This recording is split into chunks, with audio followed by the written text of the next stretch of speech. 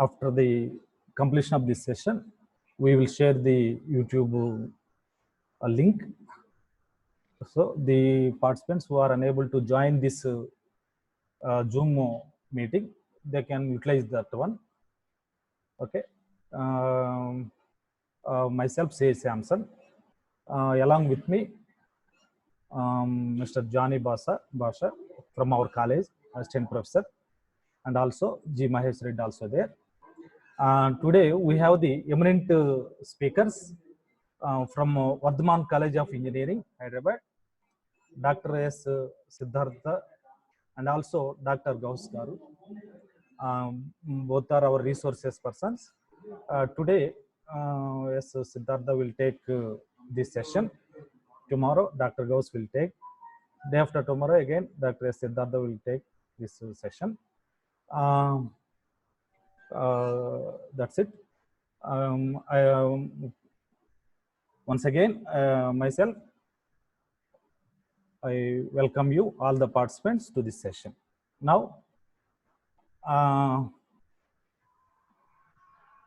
will invite Dr. Gauss Garu to say just 1 minute invitation, inaugural speech.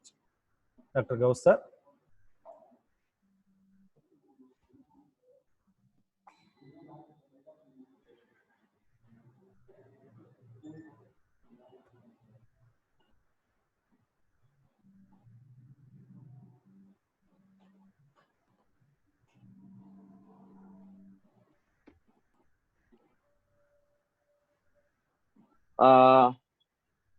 I think from now it's audible. Yes. Okay. Yeah, fine. Yeah, good morning everyone. Myself, Dr. Gausbek Mohammed from Vardhaman College of Engineering. I'm an associate professor over here. I thank Dr. Subbareddy sir, HOD, Kallam Harinath Reddy College of Engineering to give this opportunity to address this gathering. So on the day one, we'll be having the session with respect to Dr. Siddharth, and day two, I will be taking the session. Once again, on day three, he will be continuing the session.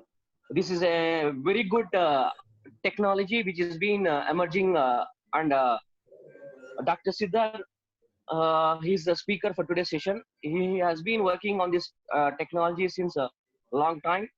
And once again, I thank everyone, and I welcome you all for this session. Thank you. Okay, sir. Thank you very much, sir. Now I am inviting Dr. Siddhartha sir. He is the expert in this subject. Please continue your session, sir. I am handovering this session to you, sir. Thank you very much. Thank you, sir. Thank you. So, very good morning to one and all. So, before starting, it's all my sincere thanks to my colleague Gauss Beg Mohammed. So, because if Dr. Gauss was not there, I wouldn't have got this opportunity. And thank you so much, sir, for getting into this, and for Samson sir and for Johnny Basha sir. Thank you all so much. Hope this relation will continue for a long while. So, fine. Now, we'll start up with the blockchain technology. And before starting it, please bear with my language, because since I am from Tamil Nadu, I don't know Hindi. So let your doubts or any queries, let that be in English. So that would be a bit convenient for me. So I'm like 0 in Hindi, average in Telugu, good in English, and excellent in Tamil. So better we'll go with English. Fine. Okay. So let's start with this technology. So blockchain technology. See, I have a procedure of my whatever the lectures I'll take. Before getting into this technology, there are some prerequisites of why blockchain technology, why we came into this, and what is the need of blockchain technology, and what is going to do in future. So these are the basic questions you have to get it up. So since everyone are professors, there are no students, so a lot of basic factors I no need to much dig up it, because you have been already well versed in that. So I just wish to straight away get into the topic. So blockchain technology. So before getting into that, I will give you a small glimpse of blockchain technology. See, why people are calling it as not a technology, but as more like a revolution. I preferably say that this is not a technology, this is a revolution. Why? Because it is going to change the fate of the entire world. You mark my words, I am saying this very seriously. Before 2030, RBI and the SBI have combinedly said that India is going to be completely blockchain, and already we are. right? A lot of the states like Kerala, and they're already moved to the distributed ledgers. So all those things, we'll see that in detail. And see, if you ask me the same question, whether we are having very good future in blockchain technology before March, my answer would be completely different. But now the status is completely different. Why? Because, so hope you can surf it in Google. So Supreme Court of India and along with RBI has lifted the ban of blockchain, particularly Bitcoin in India. Not blockchain. Blockchain is already in use. In Bitcoins, not only Bitcoins, any type of cryptocurrency is legally allowed in India after March 2020. You can just go and surf it in Google. Supreme Court recently has given this verdict. So previously, when we to invest in blockchain, I mean invest in Bitcoins, we know how the Bitcoin price is hiked. Before getting into the introduction of Bitcoin, let me say something like, can see the slides?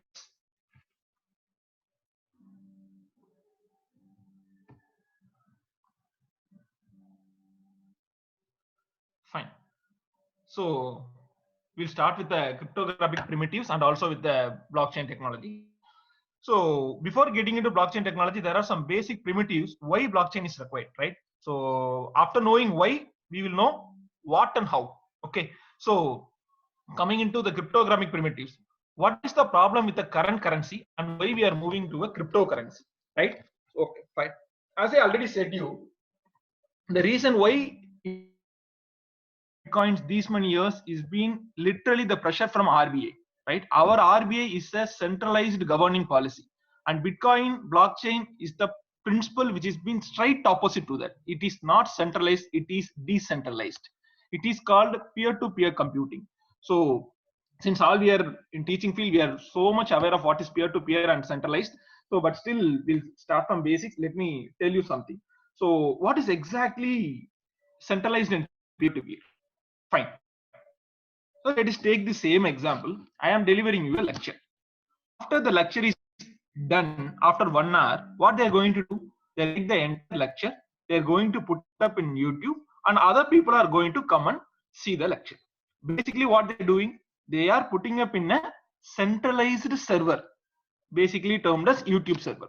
And YouTube server are using cloud servers, right? They are taking up the content and putting up in a cloud server, and the person who wants to listen the lecture can just connect his system with the server, download the video, straight away see that.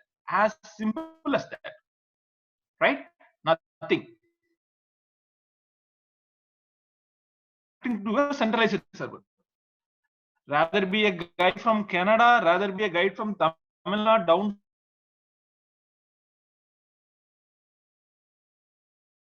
There is a centralized server. Everyone wants to connect to. Our banking example. See how. Let's take two persons like A and B. Okay, A is sending some money to B. Let's take A sending some money to B. As of now, what we think of is we will get a debit message, B will get a credit message, right? What we think, money has been debited from our account and credited to his account. That's what literally which is been showing to us, right? But in between that A and B, there is a one more guy called C who has been residing between us. That guy is the RBI, right? Or the banking servers who are been contacting through, right? So every time when you are passing through a bank, whatever the transactions you are passing through a bank, so all the transaction has to go into the banking server. It will get recorded, it will get stored in their database, and then it will get come back to the person who you want to send to the server. Not only in banking server, take your phone call. You are connecting a call to a person, right? How actually the call is going? Every time your phone is being connecting to a tower, I mean the service provider, rather it be Airtel, Accel, Vodafone, whoever it may be, and then those guys are forwarding to the another person whom you want to communicate. All these things are happening in a milliseconds. So far as it seems that directly we are contacting the guy. No, always there is an intermediate, a central guy who has been acting as a bridge for both the persons, rather it be banking transaction, rather it be signal transaction, whatever it be. Always there is a centralized person, right? Now come Bitcoin and blockchain. The basic technology of blockchain is it's going to break this principle which has been followed for hundreds and hundreds of years and it's going to become under a new complete revolution. That is why I called blockchain is not a technology, blockchain is a revolution. Without a centralized server. Fine. What are the problems with this? Why we want to stop the system as we think that the system is running well and good? No. The reason, you know, why RBI has been fighting so hard to ban cryptocurrency in India? Why? Because once the cryptocurrency come into act, there is no need of RBI. There is no need of any centralized banks. If I want to transfer you 1,000 rupees, fine, I will transfer you, but every time when I am transferring you 1,000 rupees, I am always giving a certain amount for the transaction charge to the banking sectors. Every time I am giving 10 rupees, I am giving as a tax charge for them. For every time, suppose download a money from credit card to your Paytm and again put the money, again you are paying money. Let that be download the get the amount from ICICI credit card, save that in your Paytm and again put that in your ICICI debit account. You have to pay money. Though both are your accounts, though the entire money is yours, still you are paying to a third person. Why? Why this has to happen? Why? Because that particular person has been managing the entire network for you. He is managing the servers, right? He has his own expenses, right? For that, he is costing every time certain amount of money to the clients who have been transferring money. The of blockchain, it's breaking everything. If X is sending some amount to Y, that's it. There is no intermediate person, only X and Y. And there are a lot of advantages and less disadvantages this system also.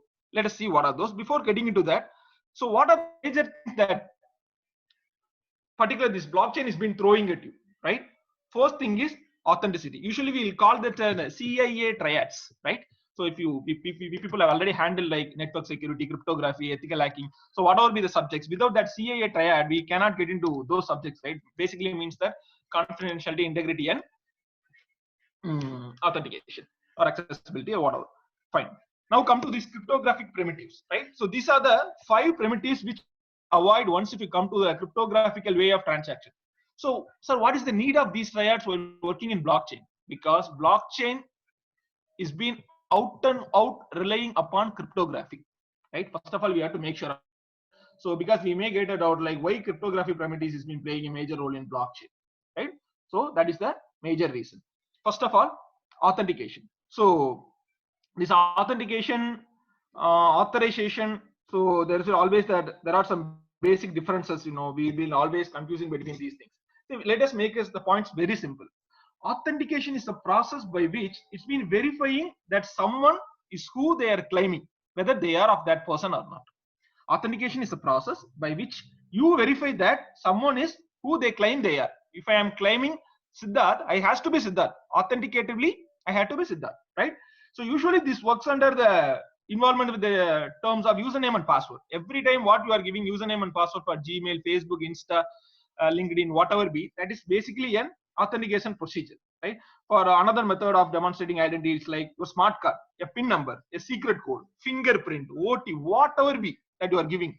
That term is being authenticated that you are the correct person, then that comes under the authentication. So in order to perform an authentication, a user must already have an account created in a system. He should be having a default account. Then that is being interrogated by the authentication mechanism. That mechanism may vary from a place to place. As I said, that can be a fingerprint, that can be a username, password, right, or whatever be. But previously the user should have registered, exactly like our biometric. If a newly joined faculty, if you're coming into a college, initially he will register his biometric. That will get saved in database. And then later, every time the database will make up a pair checking. It will check up with whether the exact biometric is matching or not. That's what, right? So creating an account in Gmail, you will give a username and password at the time of creating itself. Then when you log in every time, it will be just matching up with your credentials. So that is what. Note that someone may not be the real person. For example, an application that's trying to use a web service API may need to use authentication to prove that could go exactly the same as real human user was, right? So basically we have been using to avoid robots, right? For that we have been using CAPTCHA, right? Again, authentication. Fine. Now come to authorization. Since the authorization is not here, so whenever we speak of authentication, always we have to speak of authorization.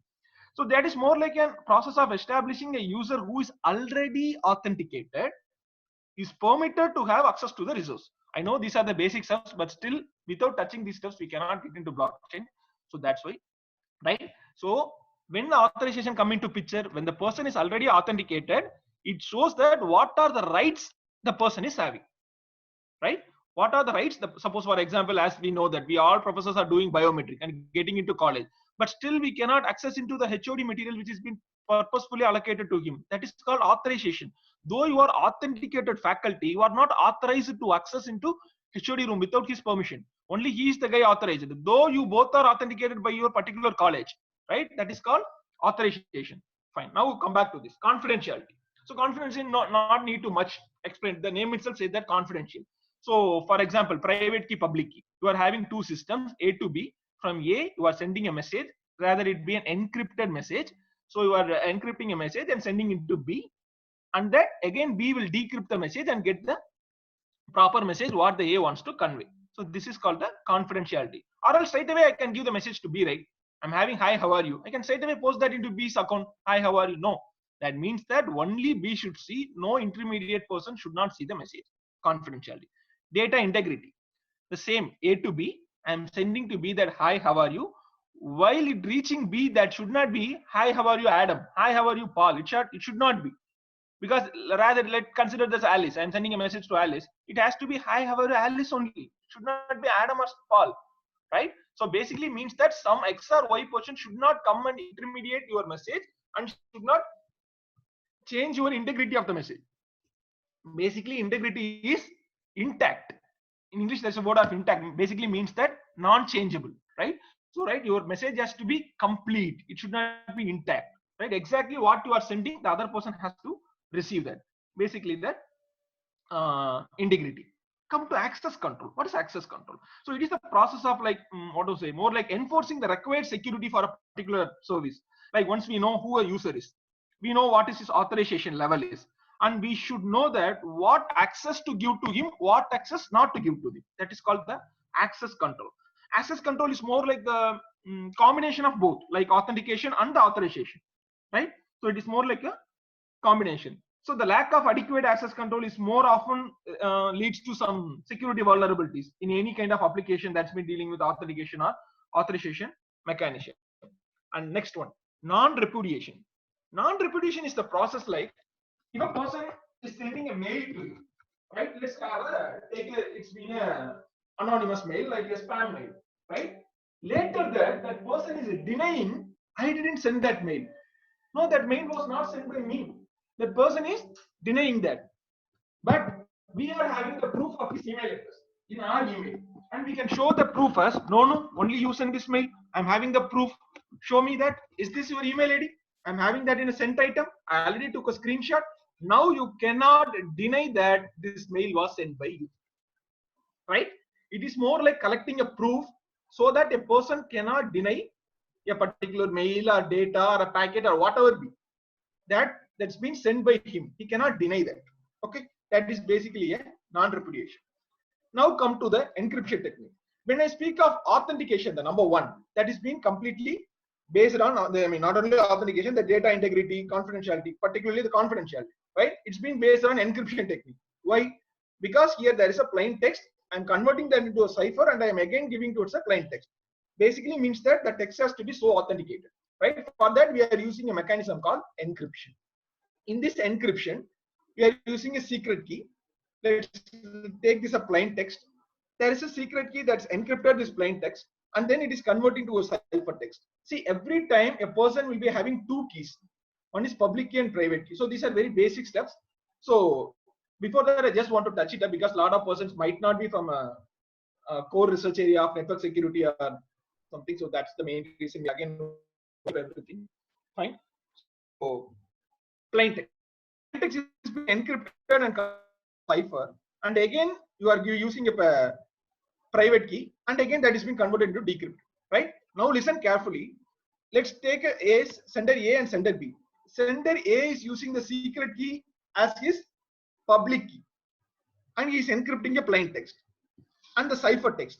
And again to decrypt the same text, he is forwarding his public key. Why? Because I had see, it's very simple. We are having a house. We are locked the house, and I am having only one key. And I went up. Again, my mom is coming inside the house. Once he want to enter, he needs the same key, right? So the key that is used for locking, the key that is used for opening of my house, both are same. Similarly here, a key that is used to encrypt the plain text, the key that is used to decrypt the plain text is the same key, right? Now, what is the problem here?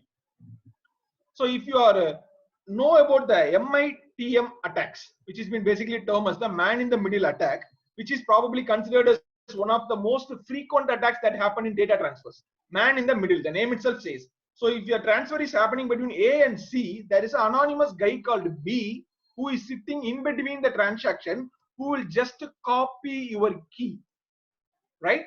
Basically means that once it is being basically a public key, not an issue, because every data will be having two keys. One is private key and other one is public key. Public key is available for all. Private key is available only to the person who are encrypting. You are using, suppose you are using public key for encryption, no need of the hacker to hack your key and all. Why? Because public key is already openly available in the forum. He can straight away go and take the public key. Okay, fine. You want to increase the encryption. You are not using the public key and you are using a private key. You are using a private key and encrypting it. Fine. But how the B will decrypt the key? Because the private key belongs to you. Now you have to send the private key to the B. How will you send? Through mail? Fine. Through phone call? Okay. Through text? Okay. Nowadays, hacking a computer, hacking a mobile is not at all an issue. A very simple Trojan virus is enough to hack your mail communication, right? But nowadays it's been made a bit secure, but still if you have a good competition power and to decrypt the system, and you can get that mail, right? So in that case, if you are using the same key for encryption and decryption, that is definitely a problem that is going to cause the data integrity and confidentiality in vain, right? For that, we are using a term called asymmetric key cryptography. So what is asymmetric key? Here, rather using a single key, here we are using a pair key, which is been termed as the public key and the private key. You are having a text. Now, what you are doing is, you are having a public key. That public key is openly available for everyone. Now, what you are doing is, let me give you a good example. Let's take this same example. Okay. So now pass the message. This encryption key, you can see the slide, I think so. So encryption key with the public key, decryption key with the private key. So what you are doing, rather using a single key, you are using two keys, your private key and the other guy's public key. Can you get it? So A is sending a message to B. So what A is doing is, A is encrypting a message with the public key, with A's public key, and then you will get an encrypted message. And again, he is encrypting the message with B's private key. Okay. And you are encrypting that with the, sorry, I mean, A is been encrypting with initially with A's private key and B's public key. And now the message goes to B. Now what B will do? Again, he needs two keys to decrypt that. Fine. A's public key is already available in the system. He will use that public key, and B's private keys have been already with him, and he will use B's private. Very simple, sir. Like whenever you want to encrypt a message with private key, if you want to decrypt, you need a public key. Whenever you are encrypting a message with public key, if you want to decrypt it, you need a message, decryption for private key. As simple as that, right? This is how the entire cryptography works like, and we are having a lot of algorithms. For symmetric algorithm, you are having AES, right? So AES kind of algorithm, DES you are having. So, and similarly for asymmetric, you are having ECC, which is been termed as elliptical cryptography, RSA, DSA. You are having a lot of algorithms, right? So every time when you are using such algorithms, so you can always make up the transformation so available to all. Fine.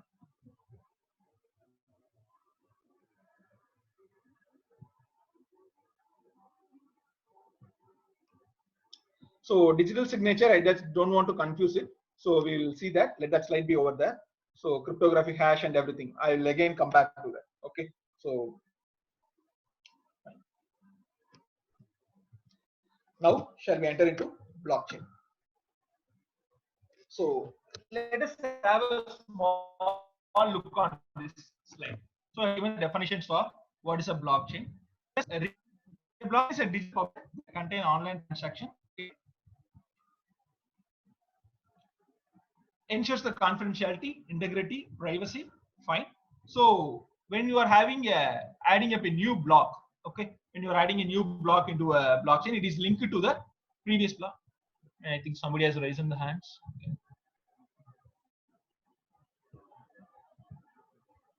So if we're having any audio problem, please let me know. Okay, okay. Continue, sir.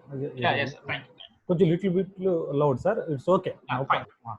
Okay.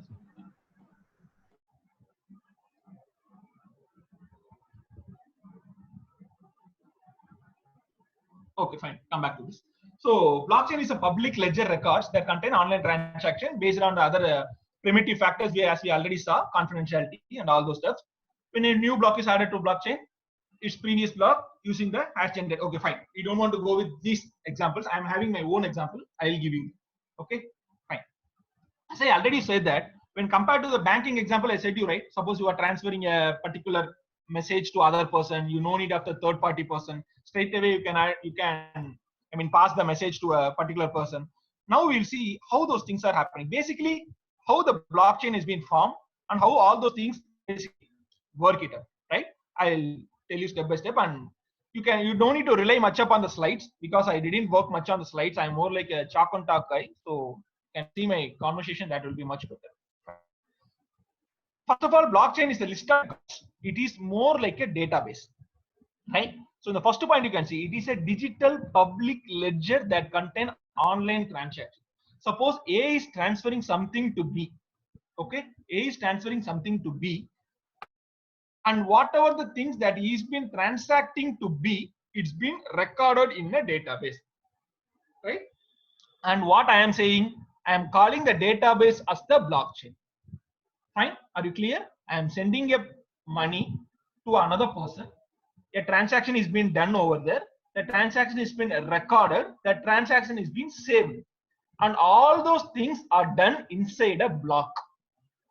And every time when a new block is keep on adding, it will make a chain. This is called a block chain, right? So every time you are creating a block, every time the blocks are added, and finally they are making chain. And what the block contains is just the transaction details. The transaction that you are doing, it will have the transaction details.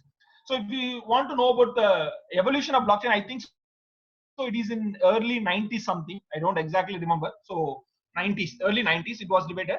So that has been given by Stuart Harbert, right? He actually is just a physicist who developed the blockchain, basically using a cryptographic techniques. Whatever we have seen like previously, confidentiality, integrity. You want to make up all the factors. You want to create a cryptographic mechanism to make the payment method. So far, we are using cryptography only to transfer messages, to transfer packets, right? To transfer information. But this Stuart Harbert thinks in another way. He thought in another way. What he thought? He thought, why can't transfer the money using cryptography, right? That is definitely a new revolution when it's come to cryptography, right? The work of Harbert that's been certainly inspired to the work of many other computer scientists. There are a lot of guys came with the cryptocurrency, right? So, but basically it was started with the blockchain, and people always have a doubt. What is a blockchain and what is a Bitcoin? First of all, blockchain and Bitcoin are not same. Blockchain is a technology, Bitcoin is the application. By using blockchain technology, you are using Bitcoin. To make more clear, blockchain can sustain without Bitcoin, but Bitcoin cannot sustain without blockchain, because Bitcoin is been using the principle of blockchain. Always make it clear. People will always have this doubt, the difference between blockchain and Bitcoin. That's why India didn't ban the blockchain. You have to note it down there, right? India banned only Bitcoin. Blockchain not only in the transaction, it can use in the public ledgers, transformation of assets, right? So use of digital signatures, cryptographic hashing, everywhere you can use blockchains, right? Not only in Bitcoin. Bitcoin is one of the major applications. That's it. Fine. So right now we'll see how the blockchain works. Blockchain consists of some stable chain of blocks, as I said, each one storing a list of previously confirmed transaction, right? As I said, suppose A is sending 1,000 rupees to B. B had received the 1,000 rupees, and A will save all the information in a particular block. Again, in the next block, one more transaction is having. Let's take X is sending 1,000 rupees to Y. Now you have to listen that when you are forming the second block with another transaction, always you have to take care of the first block, right? So it is a chain reaction. Every time when you are forming the consecutive blocks, you have to always take the list of the previous block, and that is why even in 2020, blockchain, it is called as the non-hackable technology. As of now, no one in the world has successfully proven and broken the blockchain ever, as now did. As you know that they had used a ransomware, they had hacked the systems, even Google servers, Amazon servers, everything they had hacked. But till they can't even touch blockchains. They can't even hack a single block from a chain. I'm not speaking about mining, I'm speaking about hacking. Mining and hacking are different. We'll see that in the later stages, right? So why they cannot hack a blockchain? We'll see, I'll tell you. And first of all, you have to make sure this. If you want to hack one block, suppose a blockchain is having 100 blocks. If you want to hack the 99th block, you know what is the specialty in blockchain? You have to hack the all remaining 98 blocks and then come to the 99th block. See, just imagine that. If you want to hack a single block, you have to start from the initial block. The first block of the blockchain, it is called as the Genesis block. Okay, first block of the blockchain is called as the Genesis block, and it is also called as the nodes, right? This means that each participant maintains the copy of this been having the copy of the previous node. So straight away you cannot just get into the blockchain. No, you cannot. If you want to do that, you have to start from the beginning. You cannot hack the blockchain from in between, because every block is interlinked. How? Just now I said, if you are doing a transaction for the second block, first transaction will also get into count. Do the transaction 57th block, 56th transaction will get into count, right? Every time the previous transaction will always make count into the next block. If you want to change the number of the transaction in any block, it will straight away considered as the invalid block. Why? You are hacking only the particular block. What about the previous block? No, you cannot do that, right? So every time when you want to hack a block, remember that you have to hack the entire chain, irrespective of how many blocks it consists of. Okay, fine. Therefore, a blockchain transaction occurs within a peer-to-peer global network. So I already said you what is a peer-to-peer. Peer-to-peer is without centralized network, only you and me involving the transaction. There is no SBI, there is no access in between you. I want to transfer the 100 rupees to you, straight away I will transfer. No one will ask for anything, any additional charges. A will transfer the 1,000 rupees straight away. That is called peer-to-peer. You and me, client to client. There is no server here, only client to client, right? Somebody will ask me, sir, who holds the owner of the blockchain now? Always this is a question, right? People will always so eager to know that. Sir, every time when people are working on blockchain, who is the owner? Who is controlling the blockchain? This is the beauty of the blockchain. No one is controlling the blockchain. That is the answer for you. In the entire world, can you imagine a technology, a lot of persons are using, millions and trillions of money has been revolving, but still no one owns the technology. As of now, people will say that Bitcoin has been introduced by anonymous person. We will see that stories later. I'm speaking of blockchain. No one owns the technology as now. Even though Snyder has been introduced the blockchain, he can't own it now. Wherever the blockchain is opening, that doesn't comes under his supervisor. No, you and me can start a chain. You and me can send coins. All we need is miners to validate our blocks. So who are miners? How they are validating? Suppose you are creating a block, how the block gets joined into the blockchain, all these things we will keep on seeing in the later stages. Fine. Come back to peer-to-peer. So as I said, peer-to-peer is the global network. So that's why I said Bitcoin is a decentralized digital currency, right? It has no border, it has no censorship, no one is there to supervise. And now you have to clearly check why a lot of countries are banning blockchain. Now you can analyze that. See, we are having a lot of proof systems. Every time when you want to transfer millions of rupees, you have to go through bank. Even you are having these many of proof systems, we know how many scams has happened in India so far, irrespective of the political parties. We have seen a lot of scams, right? And almost 50 to 60% of the scams, bank transaction has been done through binamis or whatever be, but still they are doing scams. Even after having these many proof recordings, who are having this number of scams, imagine if blockchain and digital cryptocurrency become the proper currency of India. Can you imagine that? You spend 1,000 crores to one person. No one knows who is the sender, who is the receiver. Can you imagine? No one knows. Anyone, even you take the cybersecurity governance of India, no, they cannot trace it. So when you are transferring huge amount of money from one person to other person, the very good or bad, whatever you call it as, thing in blockchain is sender and receiver identity is not known because they don't have identity. Can you get it? Creating an identity and hiding is different. Not even creating identity is different. You are getting into blockchain. There is no username. There is no password. All you need is your block address just to transfer the money to your address. That's it. See how simple is that? No one can trace you. That is why if you just go to Google, see, actually cybersecurity is my major research area. I was been working in dark web previously. I just recently transferred my research area into blockchain. So I am a certified ethical hacker. So I was been working in hacking for a previous time. So we people know what's been happening in dark web. Drugs, weapon transaction, all illegal activities in the world is happening only through the transfer of bitcoins. For your knowledge, I'm saying, just to go to Google. Have you ever wondered who's sponsoring weapons to all the terrorist organizations? Who is sponsoring money for the illegal weapons, illegal drugs that's been passing from country to country? You can always wonder, right? So suppose you are transferring a great amount of weapon supply to a terrorist organization. Somewhere at some point, money transfer has to happen, right? If money transfer is happening, there has to be a bank, right? If there is a bank, we know where is the location of the bank, right? Where is the centralized server of the bank gets located? Can we trace that? Can we check that whose account the bank is belong to? Yes, always we can, right? By tracing that, you can find out who's the person who's been responsible for the bank transaction, right? So why people are always investing their money on Swiss Bank? Why Swiss Bank is called as the safest bank in the entire world? Why? Because according to Swiss Bank rules and regulation, they are having a basic rule that whoever deposits money, even you and me can deposit money in Swiss Bank. Swiss Bank will never ever reveal the client's detail to any country. You rather be any country. You rather be the world's most powerful country, like you rather be US, Russia, German, whoever you be. Go and ask some transaction detail in Swiss Bank. They will straight away deny you.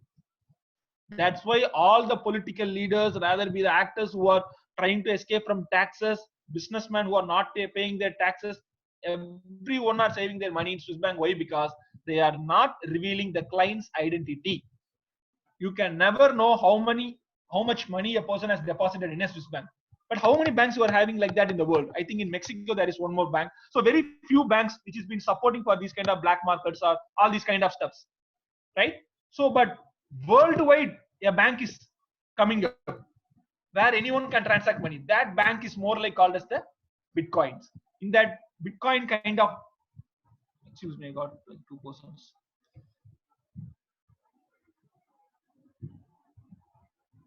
So you can text me. Somebody has raised their hand.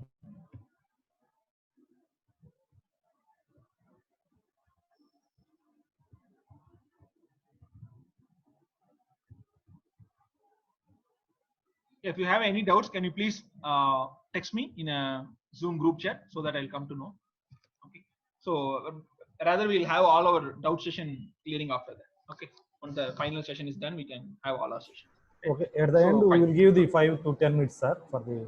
Nice. Let them ask the questions. Right. So fine. So I think I had involved much in blockchain explaining the technology. Fine. Okay. We'll go to the real technology. The reason I am taking a lot of time is you people have to know what is the reason of blockchain. See, in YouTube, in Facebook, in Google, there are a lot of videos on blockchain. Just go and sit for 20 minutes, you will learn blockchain. That is not an issue. But this is not like more like another technology. You are sitting for 1 hour and you're going to get some e-certificate and you can present to the college. No, actually the thing is not like that. Because why I am speaking is after March, exactly as I said you, and RBI said that in 2030 India is going to be a complete cryptocurrency country. Then this is not just a technology. This is something very serious I'm speaking about. That is why I want to make you know that why blockchain, why India banned the blockchain, because these are the basic stuffs where technology doesn't explain to you. Technology will show us only how the things has been going on. But we have to know, right, why we have to invest in blockchain. And this is an investment policy also. People are investing a lot of money, including me, in blockchain. I had bought a lot of Bitcoins, right? So people are involving real money in that. This is not just a technology is going to give e-certificate. No, this is something more than that. It is involving millions and millions. Exactly within 2020, India will have its own cryptocurrency. Mark my words, right? Actually, I just don't want to get into politics. If I want to get into, I can share you more information, because like this is my 1.5 year research, right? I'm having a lot of papers who have been working on it. If you want to say, I will say you a lot of stuff. So when it comes to politics, so I'll share you very small information. It is very interesting information. You all know how much money Ratan Tata has paid for Corona Fund to India, right? Of course, he's a very good man. He's a great patriotic. He is giving money, all those things, fine, okay. But remember one thing: businessmen are always businessmen, right? Mark words, exactly within 2 to 3 years, 2 years is very high. Even Ratan Tata openly already said his statement. You can just go and see in Google. Tata Consultancy is being severely working for their own cryptocurrency to get into India. As of now, what I am thinking is like Ratan Tata will soon come with its own cryptocurrency. As of now, India is not having its own cryptocurrency, but the world is moving through cryptocurrency, and our ban is also lifted. So within 1 or 2 years, India will be pushed to get a cryptocurrency. Whether they are adopting the existing cryptocurrency or they are going to come up with a new cryptocurrency, it's only God knows the answer. But at any cost, we need a new cryptocurrency, because the transaction, people are not ready to, I think so, not ready to adapt some already existing cryptocurrency. I think India is going to create its own cryptocurrency, right? So once that comes into steam, definitely the very big shots, rather it be Ambani groups or like Adani, rather it be Tata, right, Malaya, so whoever be, some person is going to come up with a cryptocurrency, right? That's why I'm saying all these stories apart from technological stuff, right? So because we have to know these things. So blockchain is not just a technology. Always have that in your mind, right? It is going to be plays a major role in your day-to-day life. Very soon, you are going to do your brand transaction in coins, in bitcoins, right? Fine. Come back to this.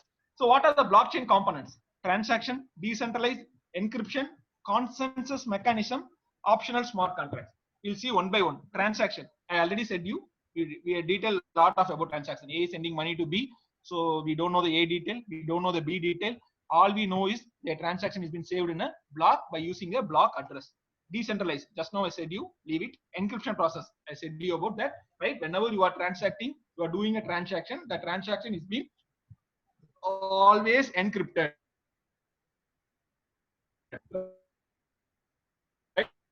150 blocks. If you are doing checking the 150th block, I already said you 149th block information is present in the 150th block. While the information is being transferred, it is being completely encrypted. You can see only the encrypted hash value of the transaction. Always make that sure. Consensus mechanism. What is the consensus mechanism? Fine. Now we'll see that in a detail. Okay. Fine. So let's take an example. Suppose I am sending 100 rupees in a transaction. First of all, I said you, right? Who will verify the transaction? Right? Are you getting the point? Suppose A is sending 100 rupees to B. After a while, C is coming inside. And what C is doing is, he is hacking into the block. And he is saying that he is converting the transaction amount into 1000. But actually, A has sent only 100 rupees to B. But C is coming inside and changing the transaction amount to 1000. Now, what will you do? Now, B is claiming that, yes, he has sent you 1000 rupees only. But I got only 100. What about the remaining 900? These kind of questions will arise. So when you are transacting a particular amount to a person, always you need a set of persons to confirm them. Yes, I saw the transaction. He sent 100 rupees only. You cannot change the transaction. Like that, you need other set of persons, right? Now I'll tell you who are the persons. Those persons are called as the miners. Blockchain miners. I'm having a separate PPT. There is a separate one more session. How miners are verifying, how miners are doing the transaction, what is the profit miners are getting. That's a whole new different topic. I will tell you later. I mean, in the third session, we'll discuss detail about that. Okay. As of now, you have to know that consensus mechanism. Consensus is a protocol that is been called as a POW, proof of work, right? So that POW is being called as the consensus protocol. So in short, if you want to explain POW, miners always compete each other, right, to do the transaction for every block. And once the block transaction is being successfully made, people call that as the successful transaction or successful mining. Okay. So in the other PPT, I will tell you more detail. So digital, decentralized, peer-to-peer, we'll explain a lot. We'll just move on. So now come to this trustless, pseudonymous, everything it's okay. Fine. Now Bitcoin. I think we had detailed much about blockchain, right? Hope you are glad with blockchain. Now come to Bitcoin.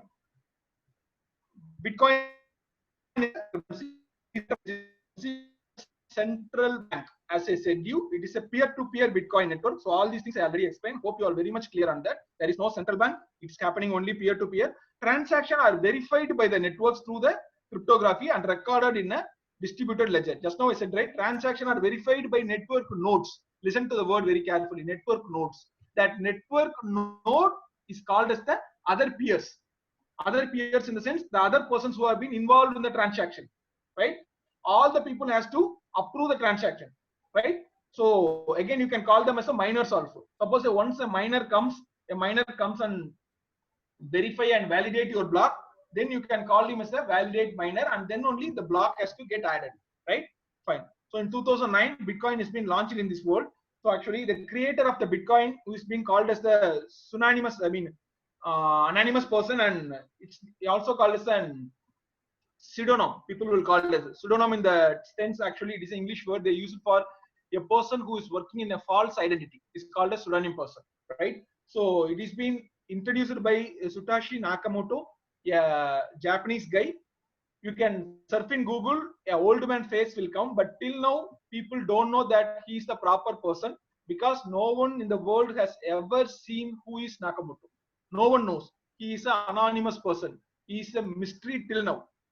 Till now, the person has never seen who is Nakamoto, whether he is alive or not, whether he is still existing or not. No one knows.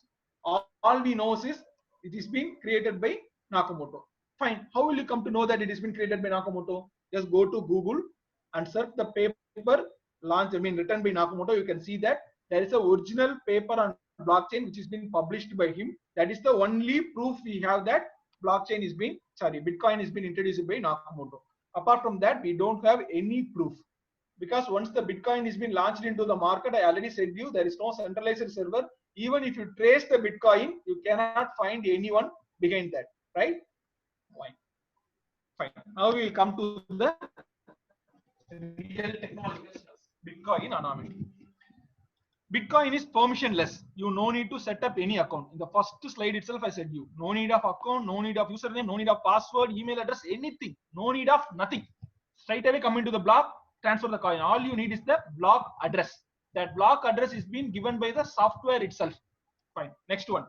Public and private key do not need to be registered. The wallet can generate from their users. What is a wallet? Bitcoin is a wallet. Ethereum is a wallet. Litecoin is a wallet. Your Paytm is a wallet. PayPal, it is a wallet. A wallet is the thing where the transactions are done. Why we are calling Paytm as a wallet? Because you are doing transaction in Paytm. You are doing transaction to the outside of countries using PayPal. That is why it is called as a wallet, right? So similarly in Bitcoin, you are doing a transaction. Hence, Bitcoin is a wallet. Fine. Bitcoin address is used for transaction, not the username or identity, right? Fine. A Bitcoin address is mathematically correspond to a public key based on ECDSA. That is being basically a elliptical curve cryptography, elliptical curve digital signature authentication process. Basically, it's a digital signature algorithm that has been used in a Bitcoin, right? So this is the sample address. You can see that, right? A list of anonymous numbers has been joined together. How this address has been generated, you don't need to worry much. It is being automatically generated by the Bitcoin. As of from now, you please carefully listen to every point what I am saying. As I said, Bitcoin transfer need only address, and next step is how to create the address. You no need to create the address. Address is been automatically created by the wallet itself. Fine. Each person can have many address, each with own balance, right? So every person, every time when you are doing a transaction from every block, the address will keep on changing. right? That is why I said you cannot trace a person by using a particular address. No, difficult to know a person who owns which amount. You cannot get into the block and know about the already pending amount, how much the person has been having. Fine.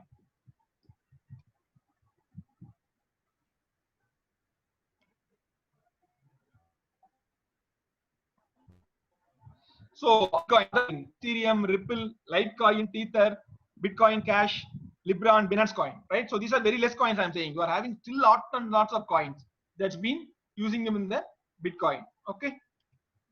Now, so far we are speaking about only block. What is a block? What the block will have inside? How the block works? A block is a transaction that added to the blockchain. Already said you. A block is the bunch of transaction. It will be having lot of transaction happening inside. Suppose a user is having 100 transaction. All the 100 transaction has been added together and they are put inside a block, and combinedly it is been called as a block that is been consisted of transaction. When you are having different number of blocks, all are joined together and called as a blockchain. Now I'll tell you clearly what are the things the block will have. See here, number one, block will have the version. Like what is the version number? Number two, Merkle root. This Merkle root is a very important aspect. I will clearly explain what is that in the next slide. Hash of the black one. As I said, this has been a completely cryptographic technique. Every time when you are involving in a transaction, the transaction detail is converted into a hash, and all the hashes are collected, and then the hash value is forwarded to the next block. I think I'm very clear, right? You are doing a transaction, you are doing a multiple transaction, all the transactions are collected, they are converted to a hash, and then they are passing that to the next block. Fine. Nonce. What is a nonce? Nonce is a value which is being more like an anonymous value, right? So it's like no one can exactly fix what is a nonce value.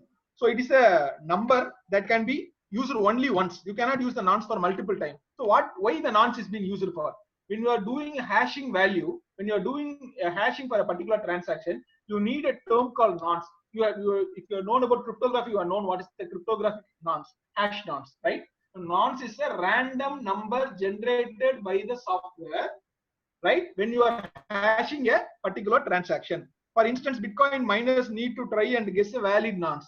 So this is more like a puzzle game. I will clearly explain you what is that. So difficulty target also, I'll explain you. Come back here. Structure of block.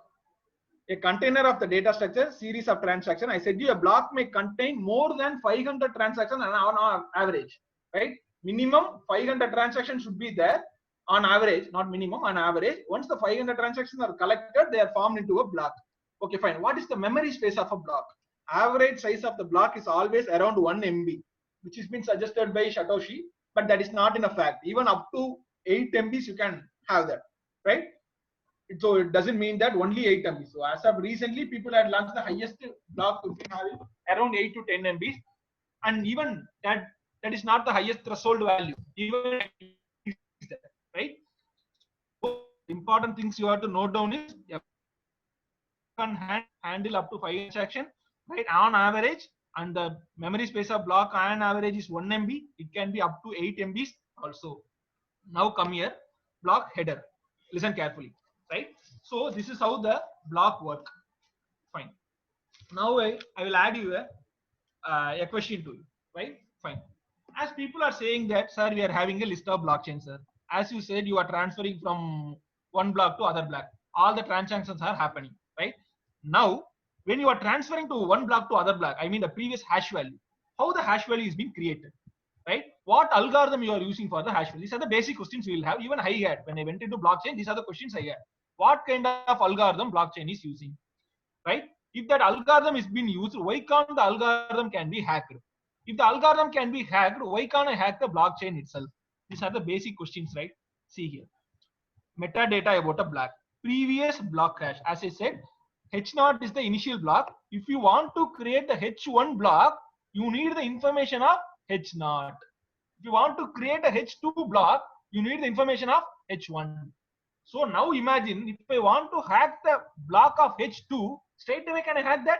No, I need the hash value of H1. Go to H1 to find the hash value. Can you find that? No. Again find the hash value of H0.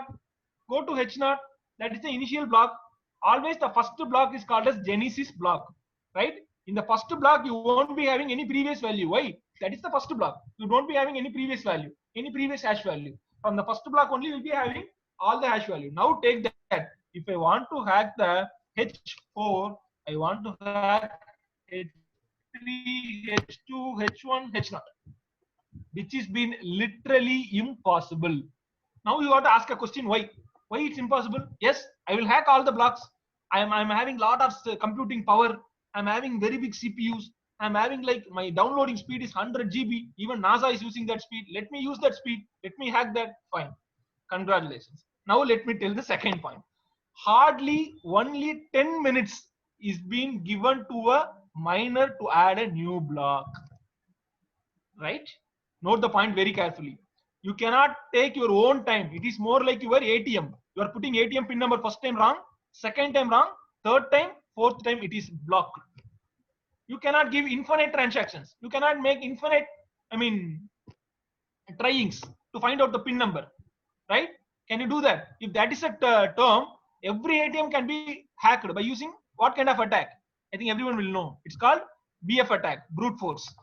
You know how the brute force work? Combination of alphabets, combination of symbols, every symbol combination, matrix. You can give the matrix 4 cross 4, 16 cross 16, 32 cross 32, 64. Yes, you can do the matrix, do the calculations, right? Permutation combination, find out the answer. Yes, you can do that. Why? That is the reason ATM has been blocking your pin number more than 3 attempts. Same here. Only you have been given with 10 minutes to add a new block. Once it go to the 11th minute, the block will be invalid. Before that, the miner has to add the block. Fine? Are you clear? So if you want to hack a block, you want to hack all the previous block, even if you want to all the previous block, you want to complete with the stimulated amount of time. Fine. Now, let me ask the third question. Here you can see that. Make the blockchain tamper-proof. What is the word there? So far we have answered 3 questions. Why we can hack the block? You have to hack the block. What's the way? So that the time is not sufficient. Fine. All these things are okay. Now we will add in one more interesting question. Sir, 3 blocks are created, sir. 4th block I am going to add up, sir. Who is going to check that whether the block is correct or not? I am creating a random block. I am adding that as the 4th block. Who is going to ask me a question? No one is going to ask me a question. Yes? Am I correct? There are 3 blocks. I am going to add a 4th block. Who is going to check me? Fine. Now come back to the scenario. Who is going to check you in the sense? Every time. See, first of all, let me clear you who are minus. Then only you can know about it. Who are minus? See, when I am transferring 1000 rupees to a person, there will be a transaction ID. Some person has to validate this transaction. Yes, this transaction is true. It is a legal transaction. Who will make that? Who will make all the calculation? The persons who are making the calculation as a legal and taking the transaction and putting into the block are called as miners. These miners are available all over the world. Every country is having its own miners. Those miners are not an ordinary persons who are working with a laptop and a computer. No, they will be using lots and lots of computation power. They are not using with CPU. They are using with GPU. Right? The computation speed is phenomenally high. Right? They are using a lot of big servers. Finally, when you are done a transaction, every block will give you a puzzle, sir. Right? You will get a puzzle. The person who are solving the puzzle will get a hash. That getting the hash value is called as the answer of the puzzle. Once you get the proper hash value, that hash value will be sent to all the miners who are involved in finding the puzzle. Right? Very simple. I am sending you a puzzle. Lot of persons are working on a puzzle. Whoever the person finding the right answer can add the block into the chain. Right? All the remaining are considered as the invalid blocks. Suppose I am putting up a puzzle and 1000 persons are involved in a puzzle. Right. I will tell you a small game. He'll play a mind game. Okay. Now, we persons are totally, there are 100 persons who are listening to this lecture, right? I am asking you a small question. I am thinking a random number 1 to 100 in my mind, right? I am thinking a random number 1 to 100 in my mind. I am giving you 1 minute to find out the number and tell me. It is a mind game. I'm going to think some random number from 1 to 100. You are going to find me the number. Do you know any details about the number? No. How we are going to find? Pure and pure, it's been based on permutation combination. You are going to make up all the permutation combinations, and somewhere you are going to find out. You are going to make numerous number of tries. First you will say 3. No, sir, it's not 3. I will say. Again, you will say 7. No, sir, one more person will say 36. Other one will say 99. Until I will get the correct answer, I will keep on rejecting all your answers. But timing I am giving to you is only 1 minute. This is the game you are going to play, right? Let's take that. Now, 1 minute is done, right? So let's not have only 100. Let's have 1 to 1000 numbers, because if I am having 1 to 100 numbers, people are there are 100 people. Everyone will give one number. At least one person will be correct, right? So definitely you will get the correct answer. Now go back to the slide. See this difficulty target. Can you see that? Now I will say what is the difficulty target. If 100% are there, I am taking a random number between 1 to 100. How about the difficulty target? It is very, very less. Why? Because definitely 100%, every person tell one number. Definitely at the end, the person will find out what's the number in my mind. That is between 1 to 100. There are 100 numbers. Definitely you will find the answer. Difficulty target is very, very low for my puzzle. Now I will change the scenario. My number, what I am thinking is not 1 to 100. I am thinking 1 to 1000. Now you tell me the number. Exactly 1 minute I will give. How many answers you will come up? Only you people are there are only 100%, right? Not 1 minute. I am giving only 30 seconds. Give me the answer. No. Okay, fine. 30 seconds is done. Another 1 minute is done. No one can give the correct answer. See, whatever I am saying, exactly compare the same situation with the blockchain. A transaction is done. A transaction has given a hash value. Now the transaction has to get added in the block. Who will add the transaction? Miner will add the transaction. How the miner will add? While you are doing the transaction, there is a puzzle to find the hash value.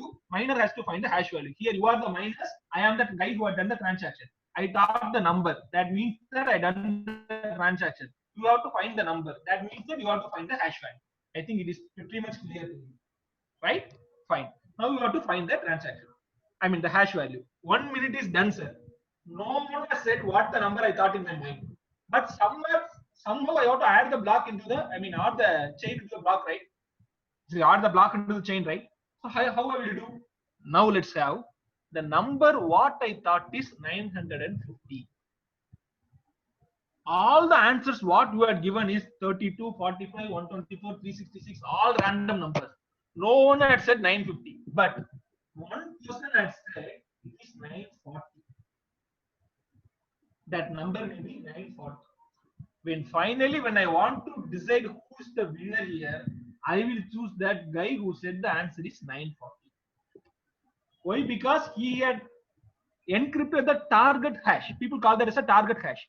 So he is so near to the target hash. Even though he didn't find the exact hash, he found out the very close answer to the target hash. Now I will select him as the winner. All the remaining person will consider as a loser. And finally, now I will add the transaction into the block. I hope it is very clear. So this is a very silly example I wanted to give so that we can easily get, because this is bit complex to understand, right? Fine. So that is called a difficulty target. So how much difficulty particular block is throwing to a miner? More like a puzzle game. How hard the puzzle is to solve, right? Fine. Now come back. Tamper proof. I already said you, right? So a person who's randomly coming and he's going to add a block and he's saying that this is the correct block. Take the same answer, 950, 940 I said, right? Okay, fine. The person is saying 940. Who will validate? The 940 is nearer to 950. Somebody has to validate that, right? Who will take the responsibility for that? No one will take the responsibility. The miners itself will take the responsibility, and there is a rule for that. Clearly, here what is the rule? Suppose there are 100 miners in the puzzle. One miner found out the answer. And how to know whether the answer is correct or not? That means that more than half of the miner has to approve whether the answer is correct or not. Are you getting the point? More than half. 100 miners are there. That means that 51 miners has to accept, yes, this is the correct hash for the block. Even if it is 49 miners only, that is the failed hash. That is the invalid block to add. The invalid transaction to get added into the block. The block won't be added if only there are 49 members, right? So more than 50%, right? More than 50% has to give approval for that. Then only a proper mining block will get added. Are you clear? Fine. So the miners, on how the miners will know that whether the answer has been created by him. That's why I said it is a distributed ledger. It is not a centralized ledger. One more example I will give. Let's take a magical notebook. I am giving you all 100 a magical notebook. How the magical note works? If some person writes something in a magical note, everyone will get that in their notebook. It is nice, right? So I'm giving you 100 magic notes. If I am writing Hi Ramu, every 100 will get Hi Ramu, right? So such kind of note I have been giving you. The same magical note come into live scenario. That is called distributed ledger. In the initial term I had showed you, distributed ledger. That distributed ledger is being given to the miners. That means that every time when a miner is coming with a new hash, that hash will get updated to all the miners. Every time when you are finding out a new thing, after finalizing, I'm saying, not while creating the hash. Once the answer is finalized and you are saying this is the correct hash, that will get approved to all the miners. All the miners has to give approval for that. In that approval, 51 miners out of 100 approve that. You are more than 50%, and then that is being confirmed and added to the block, right? This is called a distributed ledger. So I think we had surpassed the time. So, sir, you are there, sir? Yes, sir. Shall we continue for from 5 or 10 minutes, or shall we end, sir? Okay, sir. Please continue, sir. Participants, I think we can continue. Uh-huh. Only for 10 minutes, so that I'll get a satisfaction, so that we have finished this, right? Okay, okay, sir. Please continue. Thank you. So mining, I already said you. Please read exactly 5 minutes, contestants. Sorry, participants. I'll just finish it up, right? So block header. So far, I'm saying about hashing, right? There should be a formula for hashing, right? See this: h of k, hash of k minus 1. What is k minus 1? The previous block. T. What is T? Transaction ID. What is nonce? Nonce is the anonymous number. I mean random number, random pseudo number that is been created, right? There is no rule to create this nonce. Nonce can be any number, right? Fine. Listen here. H naught, as I said you, this is how the tree will goes up. Find the nonce such that h of k, it's the current block, has certain predefined complexity. So I already said you, right? Difficulty target. The complexity. How the complexity is being measured? It's been based on how many number of binaries that you are adding in front of your hash, right? So I will straight away open your blockchain website. I will show you literally. I will show you a live working blockchain site, right? In the third class. I mean, the third day of session, right? So these are the header statistics, timestamp, nonce, and difficulty. Just now I said what is the difficulty target. Timestamp is when the transaction is happening, that particular time will be get noted. And the nonce value I already said you, to create a hash value, you need a nonce value, right? This nonce is being, who will create this nonce? Who will work on this nonce? Miners. Because miners are going to find out the puzzle, right? To find out the puzzle, they have to try with different kind of numbers to find out the hashing value. So one more thing I will say, why hashing is so difficult? What algorithm we are using here? We are using message digest algorithm, which is being termed as SHA-256. Hope you know that. That is the message digest hashing algorithm. That is the one of the most popular algorithm, which is being highly used by all the people in all over the world for the message digesting. So cryptography in blockchain is being using SHA-256 algorithm. Basically, it will produce the binary set. I mean, a hexadecimal set of digits, which is been having the combination of all those hashing algorithm, right? So miners has to find out what exactly that hashing algorithm is. Sorry, the hashing value is, right? And for that, they are using the nonce value, right? Fine. I said you Merkle root, right? So with this Merkle root, we'll end this. So what is a Merkle root? Listen this carefully. I already said you every block will be having minimum of 500 transactions, right? If one block is having 500 transactions, say as we are computer science professors, we know that every data has to arrange in a proper way, right? So structured data, unstructured data, we have studied all those steps. So always the data is being suggested to be in a structured way. If a blockchain is a technology, it is been involving lot of transaction. The transaction should have a structure, right? Here the people are using a tree structure for the transaction. Listen carefully. See, L1, L2 are nothing but the level. Level 1, level 2, the root hash. What is the root hash? Root hash is the first root. I mean, what I said, Genesis block, the first number of block, right? So in that block, so not only root hash is present in the Genesis block, it's been present in all the blocks. I'm saying, let us start from the first block. Listen here. Transaction 1, transaction 2, T3, T4, right? Now, how the hashing is been going on? Initially, it's been framed on a binary, H00, 01, 10, 11. Now, first, what they are doing? They are doing a transaction 1 hash, transaction 2 hash, and they are doing a third transaction, fourth. They are hashing up all the transactions. How the hashing is happening? I already said you, SHA-256 algorithm. Based on that, they are hashing all the transactions. And now what they are doing?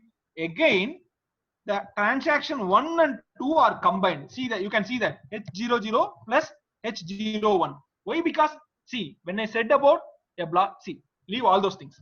Be a plain paper. I'll say very clearly. A block is having 500 transactions. Every transaction will have a hash value. Means that you will be having 500 hash value. Am I clear? A block is having 500 transactions. Finally, you will be having 500 hash value. But as I said, one block to other block, you are going to give only one hash value. How to convert this 500 hash value into one hash value? For that only, we are using Merkle rule. Am I clear? Every time when you are creating a block, you need the previous block hash value. When you go to previous block, there are 500 hash value. You cannot use all the 500. You need only one block. That means that you are going to combine all the 500 and to make one hash value. How you are going to make combine? For that process, you are using Merkle tree. Listen here. Transaction 1 and 2 are combined. Transaction 3 and 4 are combined. You will get one more transaction called H0 and H1. Again, H0 and H1 are combined. Finally, you are getting a root transaction. This is called Merkle root. And this transaction will pass it to the next block. Am I clear? Let's take this is the block 1. Now you are giving to the block 2. So let's take, because block 1 usually won't be having the previous transaction. So to be more simple, let's take block 2. So if you want to work on the block 2, you have to take the transaction value from block 1. Block 1 transaction value will have a lot of transactions inside that. This is how the transactions are combined. Every 2 transactions are combined into one. And finally, you will get the Merkle root. More like a tree structure. Root node, leaf node. All the leaf nodes are combined and combined. Finally, you are getting a root node. This root node is passed to the next transaction. The transactions are organized in a Merkle tree structure. And the root of Merkle tree is the verification of all the transactions. Finally, when you get the root hash, you verify all the transactions is legal or not. This is called reference in the Bitcoin. This is how the transactions are made. This is how the hash values are made. Now tell me what are the miner? What the miner is? You finally got the root hash here, right? Now the miner job is to find the root hash. How will you find the root hash? This root hash will give you a puzzle. Some mathematical calculation. You have to do that mathematical calculation within the 10 minutes. Stipulated a maximum time allocated to join a block is 10 minutes. So all the miners from various places will come and mine the block. Fine. So everything I said you clearly. Last one question. Okay, fine. Miners are coming from various countries, all those things. Do miners don't have any job? Why they are leaving all their jobs and coming here and they are working on the blockchain? What is the profit they are getting? You should be asking me this question, right? Yeah, definitely, right? He is not using a normal computer. He is using a server that cost of 10 lakh rupees. He is investing millions and millions of rupees. Why he is investing? Don't he have any other good job to do? I will tell you. He earns more than anybody who have been working in the Bitcoin. You know what? There is a term called miner reward. If a miner comes here and if he successfully make a block, successfully find out the puzzle within the 10 minutes and he had added the transaction into the block, he will get the reward. Can you imagine? Every block is giving reward of minimum of 12.5 Bitcoins. Now you understand what is the job of miner? Why these many miners in all over the world are coming? You know what? One more interesting factor I will tell you. US, German, Korea, Japan. These are the 4 countries they are having lot of miners. These are the countries that are having major amount of miners in all over the world. You know what? Even I thought to mine after seeing all those stuffs. I tried to get the softwares, all those stuffs. But minimum investment you need more than 10-20 lakhs to get in by using normal graphical software, by having a 1 GB, 2 GB graphic cards, by having your laptop. No, you can't even think of mining. Why? Difficulty target, right? As I already said, you are not guessing 100 number, you are guessing 1000 number for an example. I'm saying, but in real, you are going to check millions of number. I mean, millions of combination to find out the hash value. Can you do that with your own system? Not even in dream. You cannot do that. You have to invest millions of millions. So next time I will tell you about miners, how to do mining, how to earn in mining. It's a very interesting fact. So as I said, you Bitcoin and blockchain is the most interesting topic I'd ever did, because I had worked in cybersecurity, ethical hacking, all those stuff. But as like Bitcoin, anything had never given me so much of interest to learn about. Right? So now come back to this. As I said, if a miner successfully blocked a mine, he will get 12.5 Bitcoin. You know what is the one value of Bitcoin? You are having mobile, please go to Google, give 1 Bitcoin price in Indian rupees. Yeah, do it now. Check it up and put me in message. 1 Bitcoin price is literally 6.5 lakhs. Literally 6,50,000 around. Even I don't know the exact price. And the miner is getting 12.5 Bitcoins for every successful mining. Can you imagine? Every successful mining is getting 12.5 Bitcoin. Every day, on average, 140 blocks are added. Imagine how much the miners are earning. So this is not a joke. People are earning millions and millions. And don't forget, he has invested millions also. That's the second thing. And don't forget, you are having a lot of competition also. Easily you cannot get that 1.5. But once if you have your 1 Bitcoin in your life, you can settle in your life, right? 1.5 Bitcoin. 1 Bitcoin price is 6,50,000. Imagine that.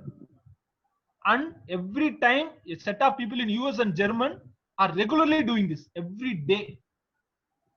Fine. Next question. Sir, if this is the case, why can't the government can set up a very big mining setup? They can hire miners. The government can invest a lot of money in mining. Very good question. Even I had this question. I surfed in Google. Even I don't know the answer. Then I finally came to know the answer. You know what China is doing? China is purposefully funding the miners to farm out a separate mining community. You know what is the problem?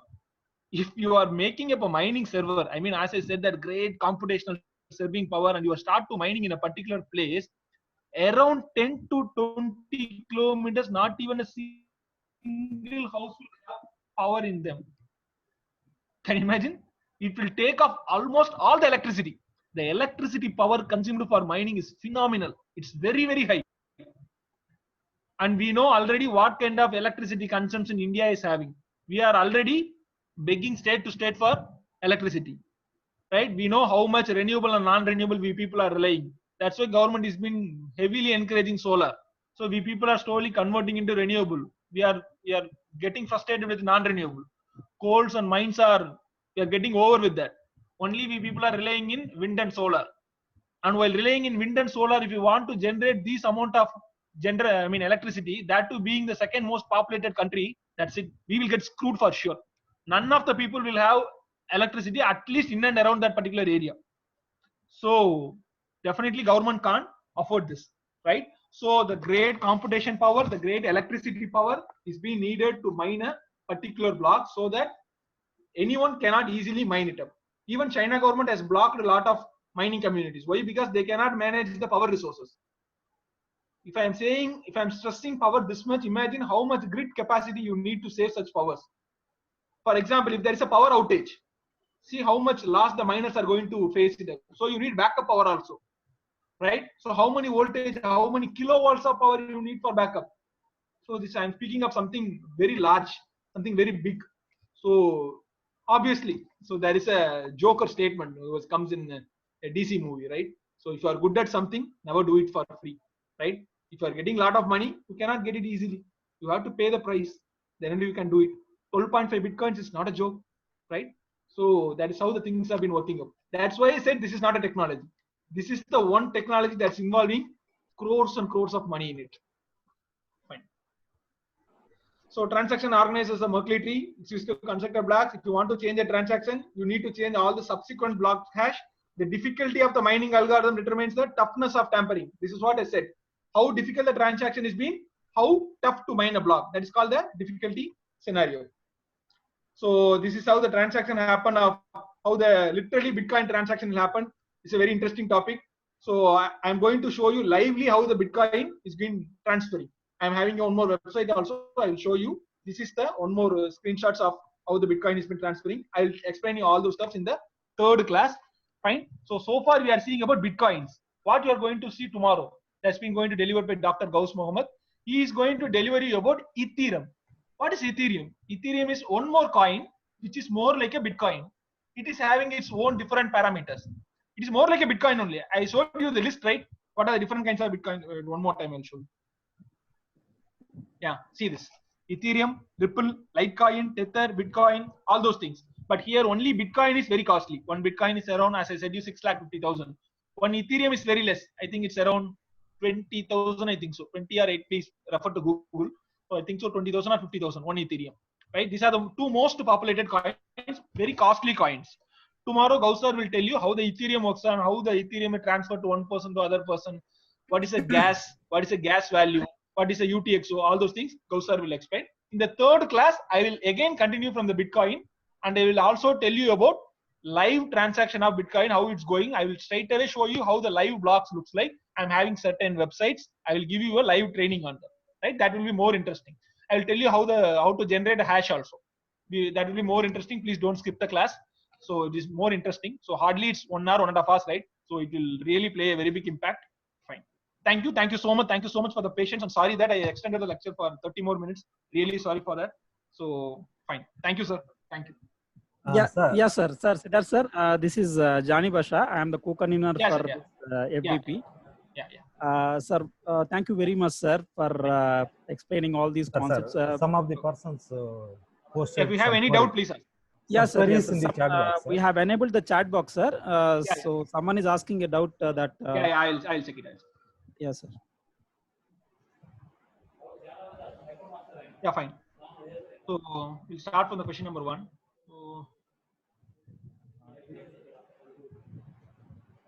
Kaushik. So, sir, can you explain me how the nonce value will have how many number of zeros at the prefix you are mentioned in the slide? With an example, I'm not clear. Okay, ma'am. So actually, that is a very big topic. Sure, on the third class, I will explain you for sure, because every time when a nonce is created, the difficulty level, it's been based on number of zeros that is been added before the hash value. So first question, what is the number of zeros? How many number of zeros we have to add? So why it's only zeros, not 1 or 2? Why we are using in binary? There are a lot of questions, I understand. Sorry, sir. Since only because of time complexity, I can't explain it now. So sure, in the third class, I will explain the same doubt. But because without explaining that, I cannot proceed to Bitcoins. Definitely, I'm going to explain that. I'm having separate slides for you. I will show that for sure. Okay. So what about the performance issue? Performance issue is being completely based on what kind of server the particular miners are using, right? I hope you are asking about mining performance only, because performance has been based only on miners. So it's been pure and out based on what kind of GPU they are using. So there are separate one more term called ASICs, ASICs. So that is a separate computing machine their miners are particularly using. I'm having the image also. In the third class, I will show how the mining image will looks like. What is the server they are using? Everything I will use. One more thing, one more person. So can you tell me the example how difficulty and nonce are related? Yeah, that's what I said. So difficulty is being completely based on the number of zeros, how they are adding. So nonce is a completely random number. That is nothing to do with the difficulty. Difficulty is different, nonce is different. Nonce is being generated by the miners. What is nonce actually? Nonce is a random number that is being used to hash a particular function. You are using a hash value, right? So how to find out the hash value, right? You are using a nonce. You are giving the nonce. Suppose you are having a hashing algorithm. I already showed you the formula, right? Did you see that? Wait, one more time I'll show you.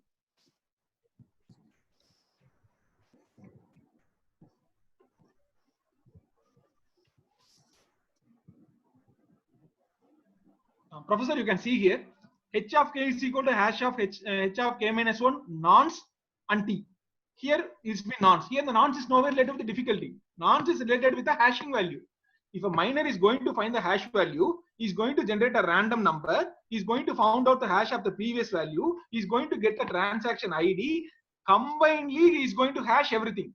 And finally, he will get the hash value. Whether this hash value is correct or not, that is being verified by the other miners. Can you get it? So there is nothing to do with the nonce and difficulty. Thank you, sir. So the next one.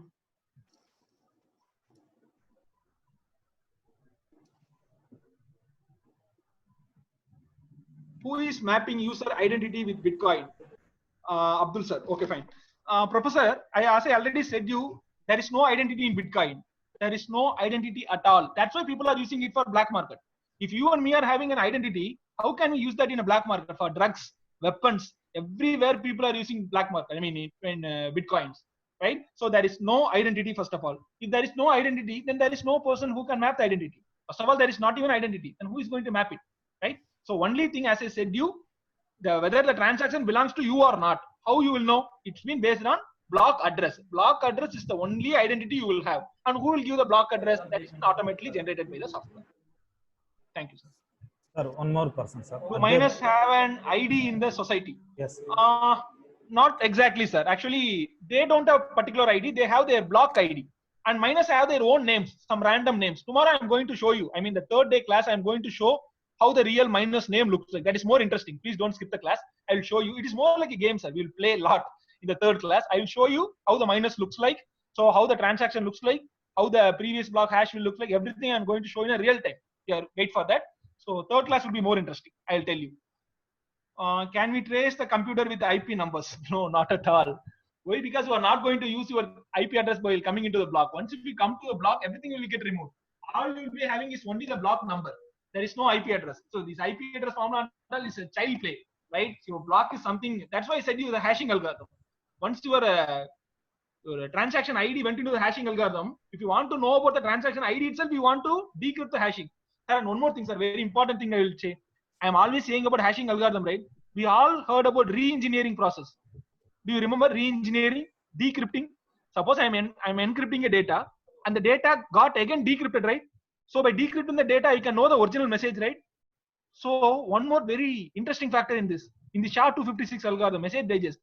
Once a message has been hashed, you cannot rehash the message. Never ever forget this. This is more like I'm having 1 kg of potato. I'm making French fries with that potato. Fine, you are having 2 packets of French fries. You are from the potato. Now I want the potato back. Can you give me? No. Potatoes are converted into French fries. That's it. You have to eat only the French fries. More like that. But I am making a statue using a mud, right? After making the statue, I think that no, I don't want the statue. I want the mud back. Put the statue into the water. Go back one day. Come back. You will get mud. That is called encryption, decryption. Do a process, encrypt, again decrypt it. But you cannot get your potatoes back from French fries. Don't forget that. That is the very big plus why we are using SHA-256 algorithm. The messages cannot be decrypted. The messages cannot be get back to the original form. Once it is hashed, it is hashed. That's it. Sir, those H0 and H1 are Merkle root hashes. Wait, sir, let me see that. Not root hashes, sir. Only H0 is the Merkle root hash. All the H1, H2, H3, H4 are leaf hashes. Only the root hash is H0. For a tree, you can have only one root. Remaining all are nodes and leaves. You cannot have all the roots. The only one root is H0. To make that H0, you are using H1, H2, H3, H4, all the leaves. So every 2 nodes are combining to form a parent node. Can you get that? So every 2 times, every 2 nodes are combined to get 1 node. Again, the 2 nodes are combining to get. Finally, you will get a single node. That node is called Merkle root node, which is being forwarded to the next block. Right. Oh, thank you, professors. A lot of really interesting questions. So the session is really informative and learn a lot. Can we give recording so that college persons will decide, sir? So hope they will. Yes, sir. Can you explain Blowfish algorithm where we are using? So Blowfish algorithm has been, I think it's been a symmetric algorithm. So that is not asymmetric. So Blowfish algorithm is definitely we are not using Blowfish here because we are not even using symmetric. Then why Blowfish? Because symmetric algorithm is been not at all used in any kind of realistic approach. As I said you, whatever, whenever you're using Blowfish or AES or DES, all those are considered as like very weak in transferring. Why? Because they have been using only single key. So we are always using for two keys, private and public. So Blowfish is not using private and public. So we are not using Blowfish here, sir. So fine. Anyone who is mapping to user ID? Okay, fine. I think I can answer all the questions. Any more questions, sir? Okay. Thank you, sir. Right, sir. Thank you, sir. Thank you so much. Jani Basha, can you say something? Hello. Yes, sir. Session is done. So I think I'll answer all the Thank you very queries. much, sir. Thank you very much. Right. All the Jani Basha.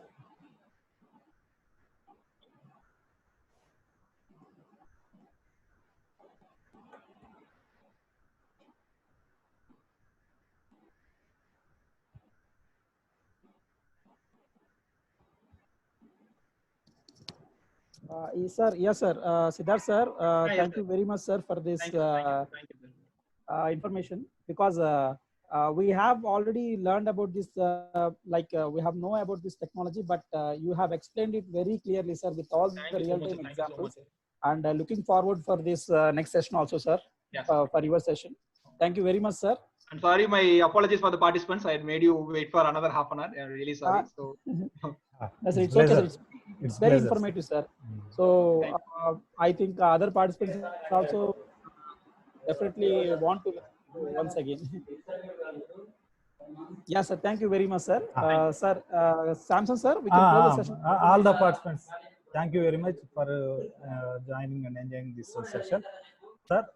That's yes, Siddhartha, sir. Thank you very much. I am So we will closing meet this. on day 3, participants. Thank you so much. I am looking forward. So hope all of you will be present on day 3. Day 3 will be very interesting. I'm looking forward. Thank you, sir. Okay. Yes, Thank you very thank much, sir.